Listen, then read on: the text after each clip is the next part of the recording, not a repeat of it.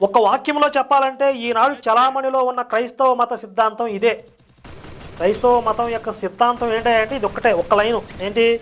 మనిషి పుట్టుకతో పాపి, యేసు మానవాళి పాప క్షమాపణ కోసం రక్తం చిందించాడు. ఈ విషయాన్ని నమ్మితే పాప పరిహారం అయ్యి నిత్య జీవం పొందుతారు, నమ్మకపోతే నిత్య నరకానికి పోతారు. ఇది క్రైస్తవ మత సిద్ధాంతం.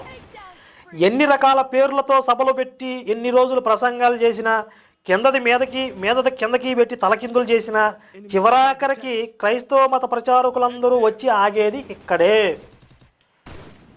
మీరు చూస్తూ ఉంటారు, క్రైస్తవ మత చాలామంది చాలా చోట్ల సభలు పెట్టి పూనకం వచ్చినట్లుగా అరిచేస్తూ ఉంటారు, బట్టలు జించేసుకుంటూ ఉంటారు, మైకులు బాగొట్టేస్తూ ఉంటారు.